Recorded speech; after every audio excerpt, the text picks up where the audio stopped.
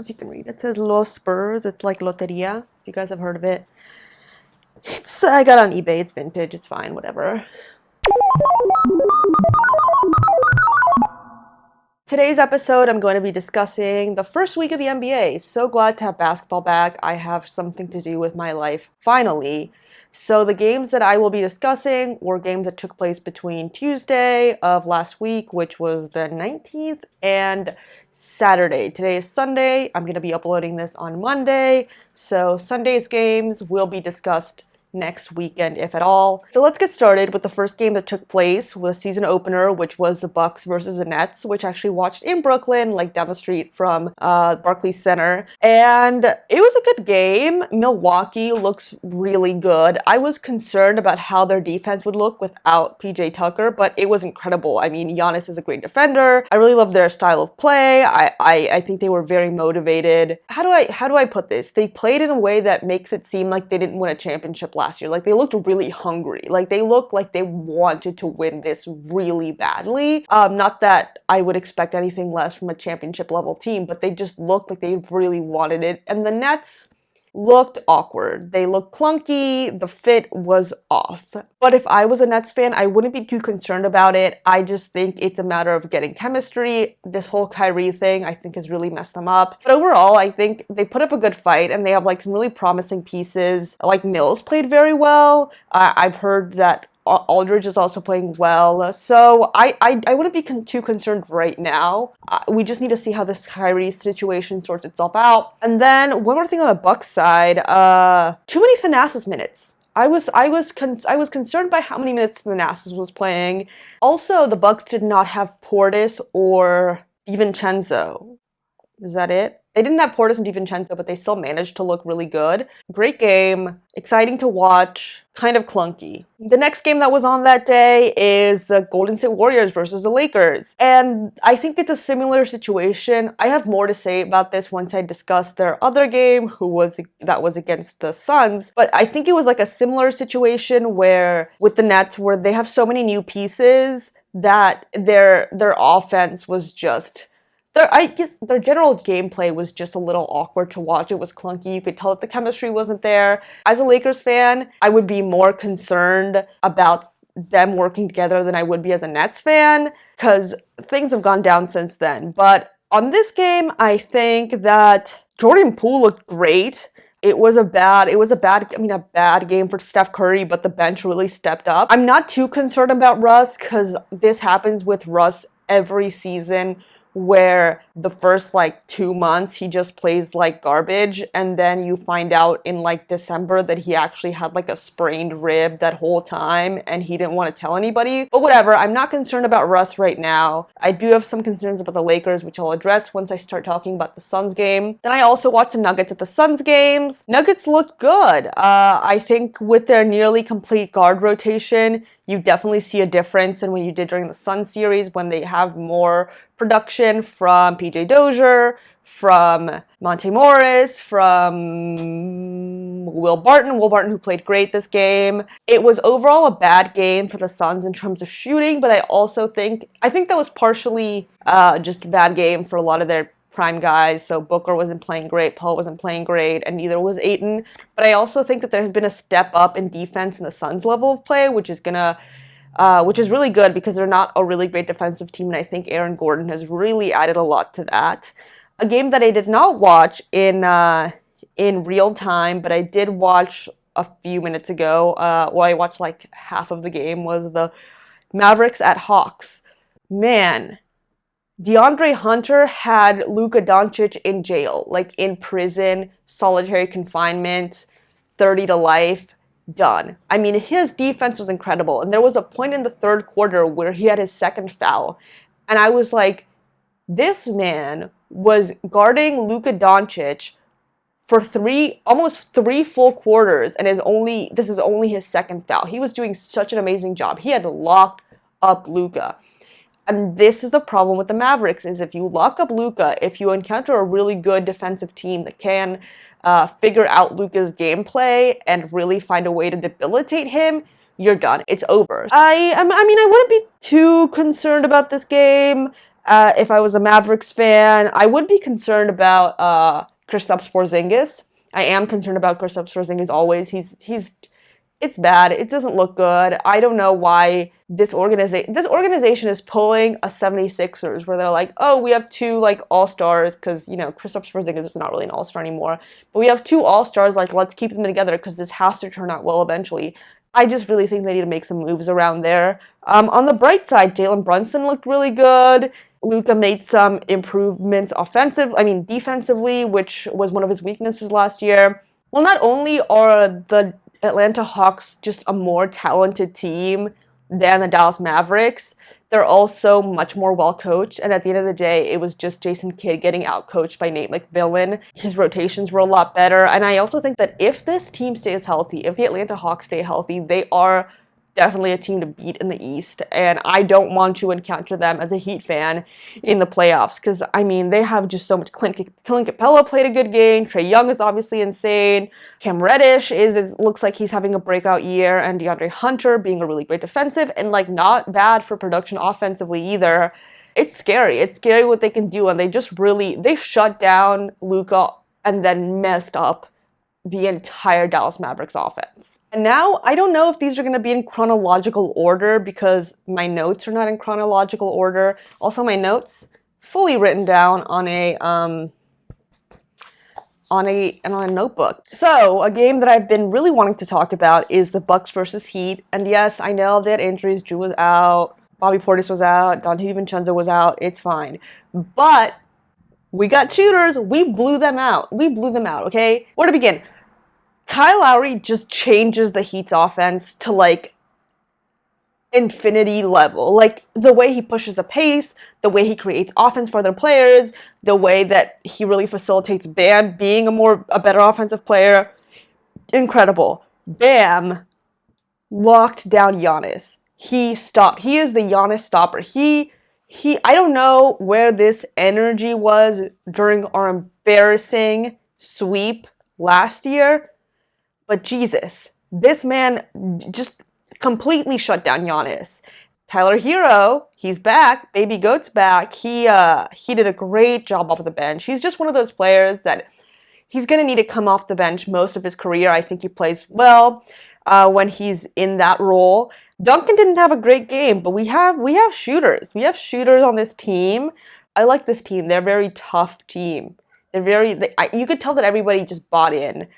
Yeah, there's nothing else to say about this. I can't really judge the Bucks too much because they were missing their quarterback in a sense, which is Drew Holiday, who facilitates a lot of the offense. But Jordan Nwora looked really good again. I'm excited to keep seeing him play.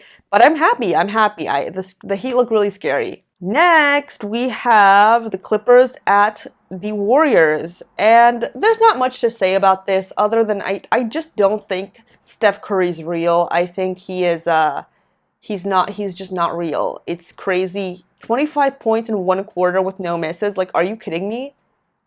That the Clippers put up a good fight, but when Steph Curry's having one of those kinds of nights, there's just not a lot that you can do about it. And something else that I just want to give the Warriors a lot of credit for is something that I think I started noticing when I was watching the Nets-Bucks game and how kind of slow that game was because of the awkwardness of the Nets gameplay.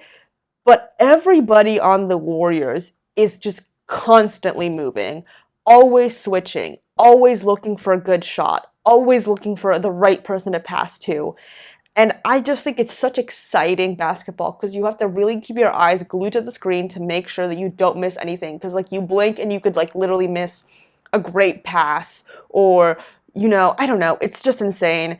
And that makes them a really hard team to guard. And they've also improved significantly on defense. And I know that Steve Kerr really put a lot of attention on that last year when there was just lots of injuries. They're going to be a team to watch out for, especially once Klay comes back. But yeah, the Clippers, they played pretty well. I was surprised by Eric Bledsoe's performance. Paul George obviously played spectacularly. It's just a thing where if Steph Curry's being Steph Curry, there's nothing you can do. Now we have the Celtics of the Knicks, which is, what a way to start the season at Madison Square Garden. I literally would have given my left kidney to be there. I mean, the excitement. Let's start with the losers. Jaylen Brown, man, he is nuts. He just had COVID. He literally just had COVID, like walked out of the doctor's office and just put on a Celtics uniform and dropped like nearly 50 points. That was incredible. Robert Williams the third also showed up, did really well. If we can get more production from Jason Tatum and get that level of production from Jaylen Brown on a more regular basis, you gotta watch out for the Celtics. Now, onto the Knicks. Okay. I want to see healthy Mitchell Robinson this year. I need to see healthy Mitchell Robinson because he was very impressive defensively. Then Obi Toppin looks like he put in the work this offseason because he was really productive as well off the bench. And Fournier is showing them that he is not an overpayment. He showed up to the Garden and started shooting and just didn't stop. And then Julius Randle, there's a reason why he was an all-star. I think it's easy to forget why after the Hawks series, but he's a great player. The Knicks looked really, really good. But I think it was a really exciting game. Knicks come out with the W at home, which is amazing. Celtics, not a bad opener, even though they lost. So the Heat are my team, so I'm going to watch a lot of Heat basketball, and I did not watch all of Heat Pacers because I was working, but I watched a good portion of it, and I want to say one thing first, and that is that Gabe Vincent should never start a basketball game again unless, like, everybody's injured, because it's like, I don't understand. I mean, I know that ideally Herro'S coming off the bench, but I would feel so much more comfortable starting Herro at point guard than I would starting Gabe Vincent. Or even Max Strus, who has shown himself to be like a pretty formidable player. We need to figure out who's creating offense when Kyle Lowry's injured. Because at this point, like, I would literally give my firstborn child to make sure that Kyle Lowry was healthy the whole season. Because without him, we looked bad. I can't believe we didn't have him for a whole year and still managed to make the playoffs. That's how bad we looked. But on the bright side, Tyler Herro, man, 6th man of the year. He's back. Tyler Herro is back. Everybody who was talking shit about him last year, get ready to eat your words, okay? Tyler Herro is back. Okay, Indiana now. They've had a couple of really interesting games. It's their first win of the season, but I think their other losses were pretty close. I mean, didn't Miles Turner go for like 40 points the other night? Domantas Sabonis is playing out of his mind. Then we have this Duarte kid who's just insane. Malcolm Brogdon, it seems like they're locked in with him for like at least the next few years. And I mean, they haven't had a great start to the season, but I think that's mostly because Rick Carlisle is trying to figure out what he's going to do as a coach. I mean, he's a smart guy. He's a smart coach. So I just think he's like trying to figure out different rotations, different schemes.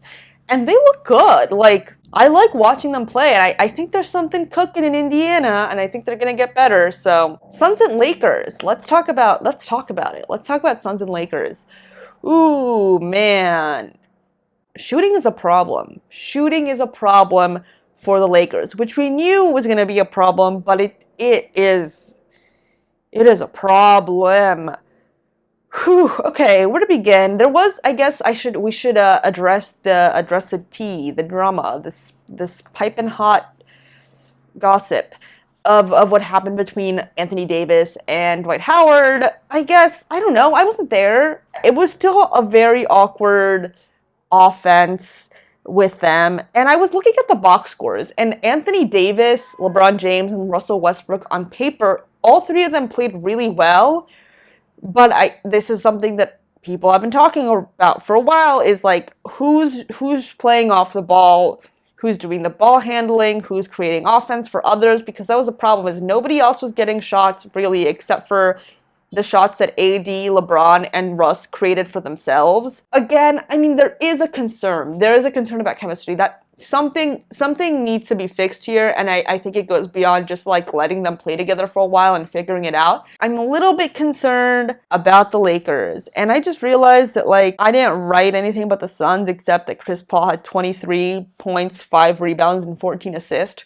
Which might be more than the Lakers in total. That the difference in the game was that there was a shot creator on the other team, Chris Paul, that was looking to make sure that not just he was getting good looks and he was able to score, but his teammates were able to do that, and there was nobody doing that on the Lakers. Then the last game that I got the chance to watch was the Grizzlies versus the Clippers, and I was wrong, I guess. I was wrong about the Grizzlies, mostly because I forgot about Jaren Jackson Jr. because he's always injured, and I kind of thought that he would just also be injured this year, but he wasn't, and he played very well. Steven Adams has been like a strangely good addition to this team, and then obviously Ja Morant is incredible, and then the Clippers, who are just famous for not playing well in the clutch. I mean, it was obviously the Paul George game, but the team that they have around Paul George is not good, which is okay when you have Kawhi Leonard, but when you don't have Kawhi Leonard, it's just Paul George and a bunch of guys who are like kind of good at basketball. And that doesn't work, so there's just not much to say here, and there's really not much that can be done. Like, I want to be like, oh, if you started playing these people instead of this people, but it's just not really, there's nothing that can be done except for praying that Kawhi Leonard comes back sooner rather than later.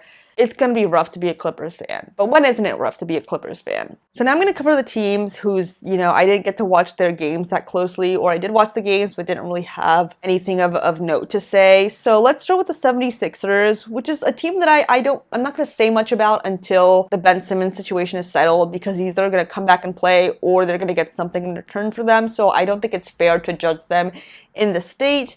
Oh, I haven't gotten to watch any Bulls basketball because they really haven't played any good teams yet. The Kings, Sacramento Kings, is something happening in Sacramento? Well, nothing's ever really happening in Sacramento, but man, they beat the Blazers the other day, and they've been coming scarily close to beating other teams, and I've seen the box scores. They're playing really well, so I'm actually going to watch the Warriors-Kings game tonight, because I haven't gotten a chance to watch a Kings game yet. Haven't seen any Trailblazers games yet, but from the Spurs, I haven't really gotten to watch any Spurs games, but what I've seen is that the points are pretty evenly distributed. Like, you're getting a lot of players in double figures, which is good. I think their youth movement is definitely going somewhere positive, and I'm gonna make some time to watch some more Spurs games because it seems like they are definitely playing good team basketball. Okay, so that's all I have to say about this week in the NBA. We had a lot of very exciting games, overtimes, blowouts, stunning performances, so it's probably only going to get more exciting from here, and I can't wait to keep watching. Next video I do will probably be another one of these recaps, unless something big happens that I want to talk about. So yeah, thank you so much for watching. Remember to like, comment, and subscribe, and be good. Bye.